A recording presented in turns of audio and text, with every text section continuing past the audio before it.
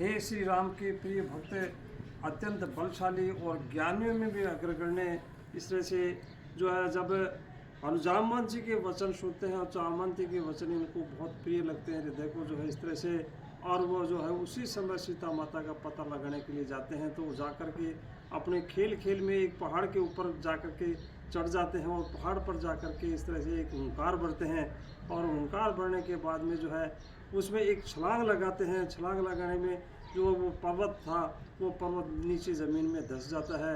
आगे जाते हैं तो समुद्र में जाते, तो उस तरह से जो एक सुरसा नाम के सर्पों की माता जो थी, देवताओं की भेजी हुई थी, देवताओं ने भेजा था उसको, और जो है इस तरह से उसे यानी हनुमान जी का यानी बल देखने के लिए, उनकी बुद्धि परीक्षा लेने के लिए उनको भेजा गया था। तो वो जो सुरसा माता जो अपना मुंह फैलाती है और जो है बहुत बड़ा बड़ा इस तरह से फैला लेती।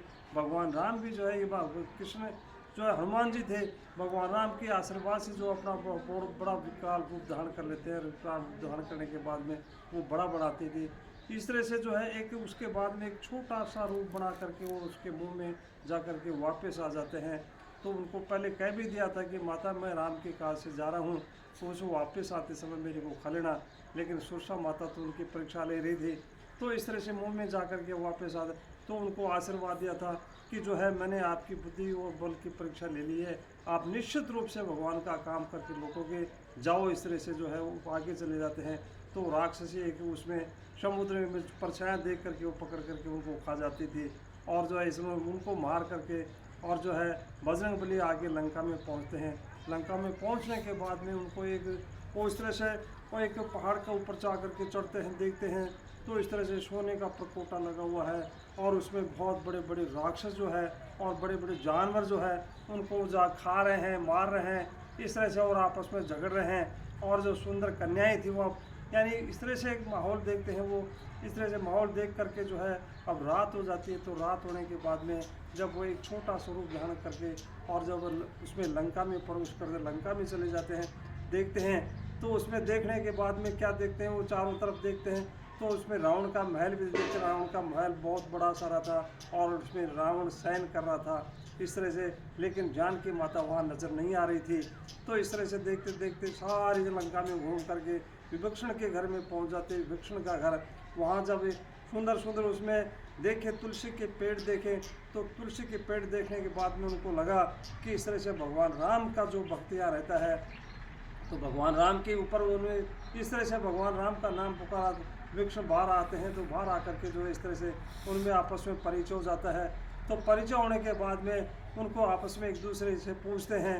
तो पूछने के बाद में विभीषण जी बता रहे हैं कि मैं तो इन राक्षसों के अंदर बीच में रह रहा हूँ, जैसे दांतों के बीच में जो जीभ रहती है उसी तरह से मैं रह रहा हूँ, आप अपनी कहिए। जो है इस तरह से आपस में दोनों बातें हो जाती हैं। और बात होने के बाद में बजरंगबली कहते हैं कि मैं तो माता सीता का पता लगाने के लिए आया हूँ, आप हमारा जो मेरी सहयोग करें मैं आप इस तरह से, और जो मेरी सहयोग करेंगे तो जो इस तरह से रावण उसमें विभीषण जो था, विभीषण ने जो है उस माता सीता का पता लगाया था, बताया था कि भाई इस तरह से जाओ और अशोक वाटिका में जाओ। अशोक वाटिका में वहाँ जो है सीता माता रहती है। तो सीता माता रहती है तो उसमें एक पेड़ के ऊपर, अशोक वृक्ष के ऊपर जो है जा करके पत्तों में छिप करके बैठ के छोटा रूप बना करके, और माता सीता इस तरह से पैरों में नज़र करके भगवान का स्मरण करती हुई जो है वहाँ बैठी हुई है। और बैठते बैठते जो है इस तरह से वो देखते हैं और नीचे एक अंगूठी गिराते हैं। तो अंगूठी गिराने के बाद में जो है उसमें पहचान जाती है कि ये तो कोई भक्त है। इस तरह से आपस में इनके दूसरे में बातें होती हैं। तो माता सीता पूछती है कि आपका जो है और बंदरों का भगवान का इस तरह से कैसे मिलन हुआ। तो उसमें पूरी कथा वो हनुमान जी सारी सुनाते हैं उनको इस तरह से जो है सुना करके, और जो है सारी जो है, क्योंकि उस समय जो रावण आ जाता है उसमें रावण आ जाता है, तो रावण भी जो है उसमें तो उसको सीता को मनाने के लिए या इस तरह से जो सेना लेकर के आता है, बहुत सारी स्त्रियों को लेकर के आता है। तो लेकिन सीता माता नहीं मानती है। तो सीता माता नहीं आ, उस समय उसने तलवार निकाल ली थी, तलवार से उसको उसकी गर्दन को काटना चाह रहा था। उसी समय मंदोदरी आ जाती है और मंदोदरी कहती है कि पतिदेव इस तरह से क्या कर रहे हो, तुम जो स्त्री के ऊपर इस तरह से हाथ उठा रहे हो।